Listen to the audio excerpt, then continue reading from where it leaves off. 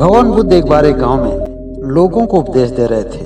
वह लोगों को समझा रहे थे कि यह सभी संसार एक माया है। इस संसार में पाई जाने वाली सभी चीज नश्वर है। फिर भी हम अपना जीवन अगर एक कमल की भांति गुजारे तो इस माया से हमारा कुछ भी नुकसान होने वाला नहीं है। और इस तरह से माया से संबंधित लोगों को अनेक जानकारियां प्राप्त हुई। भगवान बुद्ध तो अपना उपदेश देकर चले गए, लेकिन उपदेश सुनने वाले लोगों के बीच में उस नगर का एक धनी व्यापारी भी था। और भगवान बुद्ध के उपदेशों का उस व्यापारी पर बड़ा ही गहरा प्रभाव पड़ा और बड़ा ही जल्दी उस व्यापारी आदमी के मन में यह बात गहरी बैठने लगी। उसी समय से उसके मन में यह बात समा गई कि सब कुछ मोह माया है। उन रिश्तों को निभाने का क्या मतलब जब सब कुछ माया है। धन दौलत जमा करने का क्या मतलब जब कुछ भी साथ जाने वाला नहीं है। जब मरने के पश्चात सब कुछ यहीं रह जाना है तो फिर व्यर्थ में समय गंवाने का क्या मतलब है। उसने अपने जीवन में अभी तक जो भी कुछ हासिल किया था उससे लगने लगा कि सब कुछ बेकार है, अर्थात पद प्रतिष्ठा मान सम्मान इन सब का कोई भी मोल नहीं है। उसके मन पर उसकी सोच का कुछ इस तरह से प्रभाव पड़ा कि यह सारा संसार उसे बेगाना सा लगने लगा। उसका मन अब काम धंधे में नहीं लगता था। वो अपने बिजनेस व्यापार से दूर होने लगा। उसकी जीवन शैली कुछ इस तरह से हो गई कि उसे देखकर उसके घर वाले चिंतित होने लगे। जब उसके घर वाला उससे कोई पूछता तो वह केवल एक ही जवाब देता कि सब कुछ मोह माया है। सारे रिश्ते नाते मोह माया है। पैसा रुपया धन दौलत सब कुछ मोह माया है। जब सब कुछ मोह माया ही है तो मैं फजूल की चीजों में अपना जीवन का समय क्यों बर्बाद करूं। अब जीवन तो केवल एक ही जगह दिख रहा है और वह है जीवन की मुक्ति। हमें सब कुछ समझ में आने लगा है कि हमने अभी तक जो भी कुछ किया वह सभी व्यर्थ की चीजें रही, लेकिन अब जो भी कुछ करूंगा अपने होश हवास में करूंगा। अब मैं समझ गया हूं कि जीवन क्या है और इसे कैसे जीना है। और देखते ही देखते उसका व्यापार चौपट हो गया। धनी व्यक्तियों की श्रेणी में गिने जाने वाला वह व्यापारी कुछ ही दिनों के पश्चात देखते ही देखते वह एक निर्धन व्यक्ति बन गया। एक दिन जब उसके घर में खाने के कुछ भी नहीं रहा तब वो अपने आप से पूछा कि यह मैंने क्या कर दिया। मेरे जीवन में तो सब कुछ ठीक ही ठाक चल रहा था। आज केवल मेरी वजह से मेरे घर के सभी लोग भूखे हैं। जिस घर में चारों तरफ खुशियां ही खुशियां थी, धन दौलत की अंबार लगी थी, लेकिन आज घर के लोग एक एक दाने के लिए मोहताज हो गए। और मुझे देखो कि मैं कितना विवश इंसान हूँ। अपने घर परिवार को परेशान तो देख रहा हूँ, लेकिन कुछ कर नहीं पा रहा हूँ। इन सब का कारण केवल मैं हूँ, दूसरा कोई भी नहीं। मगर यह तब हुआ जब गौतम बुद्ध का हमने उपदेश सुना। और उपदेश सुनने के बाद हमारे हृदय में परिवर्तन आया, हमारे जीवन में परिवर्तन आया। इसका सबसे बड़ा कारण तो गौतम बुद्ध का उपदेश है। अर्थात मेरे जीवन में जो भी कुछ घटित हुआ उस सबके जिम्मेदार गौतम बुद्ध हैं।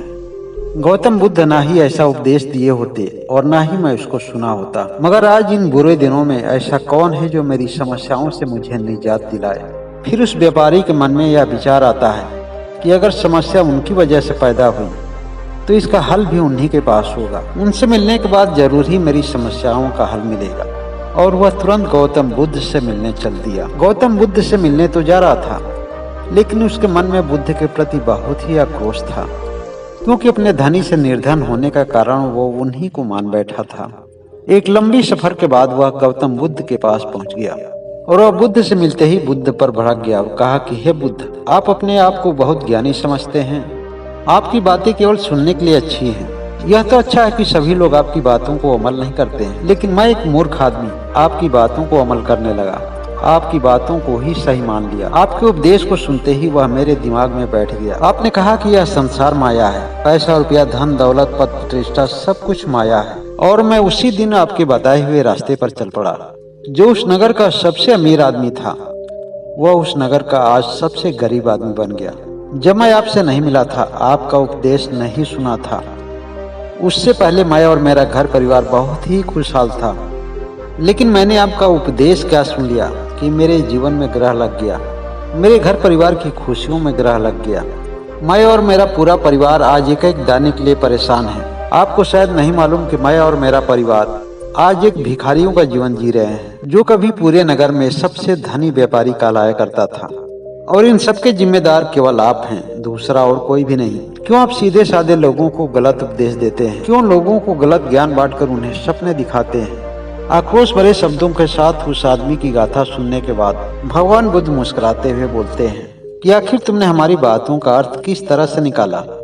तब उस आदमी ने कहना शुरू किया कि हे बुद्ध, आप कहते हैं कि धन दौलत बेकार है, अगर बेकार है तो आप भिक्षा क्यों मांगते हैं? आप कहते हैं कि रिश्ते नाते बेकार हैं। रिश्ते नाते सब कुछ मोह माया। फिर आप गांव-गांव लोगों के बीच में आकर उपदेश क्यों देते हैं, ज्ञान क्यों देते हैं? यह भी तो कोई ना कोई रिश्ता ही है।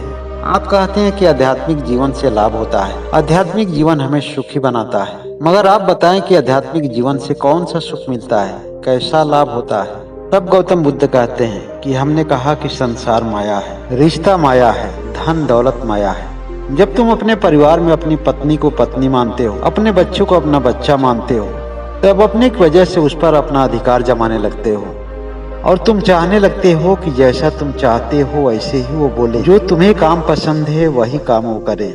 और यदि तुम्हारी इच्छा के हिसाब से वो अपना जीवन जीते हैं तो तुम्हें अच्छा लगता है। मगर कभी कभी कुछ लोगों के साथ संभव होता है और कुछ लोगों के साथ ऐसा संभव नहीं होता है, क्योंकि सभी आत्माएं अपने साथ अलग अलग संस्कार लेकर आती हैं और सभी स्वतंत्र रूप से अपने जीवन का निर्वाह करना चाहती हैं। अगर रिश्ते का अधिकार जताकर तुम उन्हें अपने अधीन बनाओगे तो वो भी कहीं न कहीं तुम्हें अपना अधीन बनाना चाहेंगे।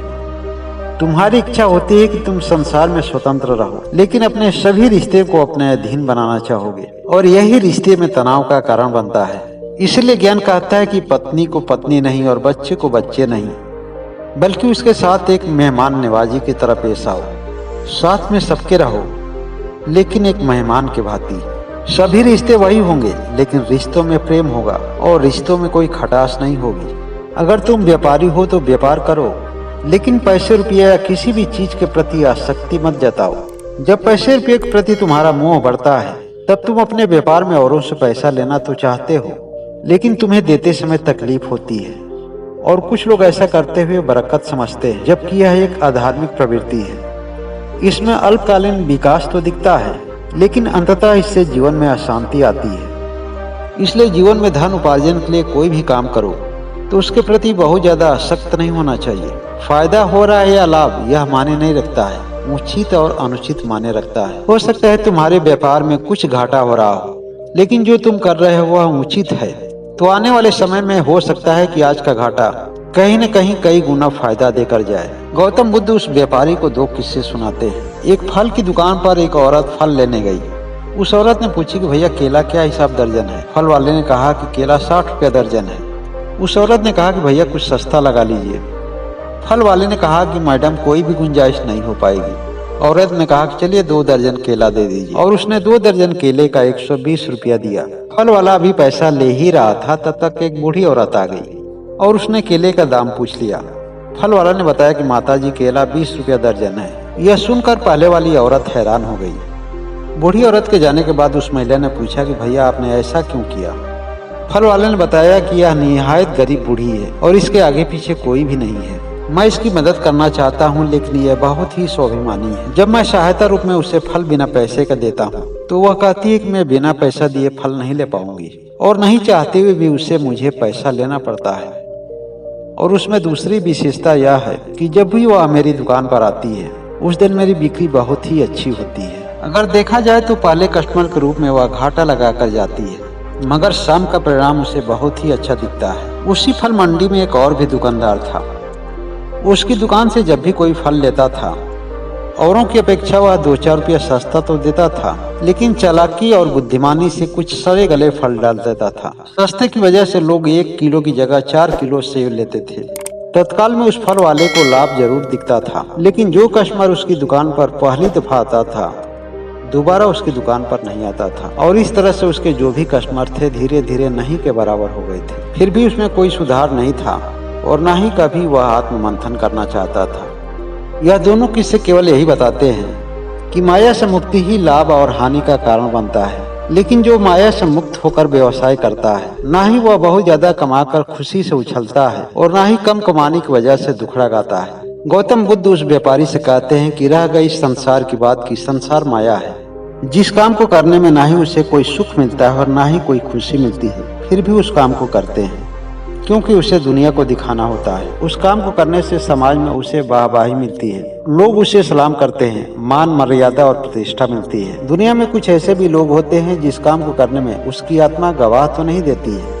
काम की सफलता में बहुत सारे रिश्तों को रौंदना भी पड़ता है, फिर भी उस काम को करता ही करता है, क्योंकि उसे प्रतिष्ठा से जो मोह है। जबकि कुछ भी अस्थायी नहीं है, सब अल्पकालीन और सब क्षणिक है। समय के एक झोंके से क्षण भर में सब कुछ बदल सकता है। फिर भी ऐसे कामों को करने में लोग लगे हुए होते हैं। इसलिए ज्ञान कहता है कि संसार में रहो लेकिन माया से दूर रहो। और माया केवल उसी को नहीं छू सकता है जिसके अंदर देहाभिमान नहीं होगा। मैं, मेरा, तेरा, इच्छाएं और कामनाएं, यह सब कुछ माया ही तो है। इसलिए मैं कहता हूँ कि माया से दूर रहो, संसार से दूर रहो। संसार में रहो लेकिन संसार की किसी भी माया के अधीन मत रहो। ईश्वर की कृपा से अगर सब कुछ तुम्हारे पास हो तो उसे केवल परमात्मा की संपदा मानो। जो लोग उसे अपना मान लेते हैं वही माया के अधीन हो जाते हैं और धीरे धीरे माया के दलदल में वह इस तरह से फंस जाते हैं कि फिर उनके ज्ञान पर भी माया का ही प्रभाव पड़ जाता है और इस तरह से अपने मूल्यवान जीवन को नष्ट कर देते हैं। उस व्यापारी को गौतम बुद्ध की बातें समझ में आ जाती है। उसने गौतम बुद्ध से कहा कि हे गुरुदेव, हमें क्षमा करें, न जाने जाने अनजाने में आपको कितना कुछ कह डाला, और यदि आपकी कृपा रही तो मेरा जीवन पहले ही जैसे हो जाएगा। मैं अपने जीवन में फिर से एक कामयाब व्यक्ति बन जाऊंगा और पहले से भी बेहतर बनूंगा। यह मेरी आज की आशा नहीं है बल्कि पूरा विश्वास है, क्योंकि आज मेरे अंदर पहले से भी ज्यादा ऊर्जा आ गई। और वह व्यापारी आदमी गौतम बुद्ध को नमन करते हुए वहां से चला जाता है और फिर से वह पहले ही जैसे मेहनत करने लगता है और कुछ ही समय के बाद वह फिर से उस नगर का सबसे अमीर आदमी बन जाता है और उसके घर परिवार में फिर से वही खुशी आती है और सभी लोग खुशहाल हो जाते हैं।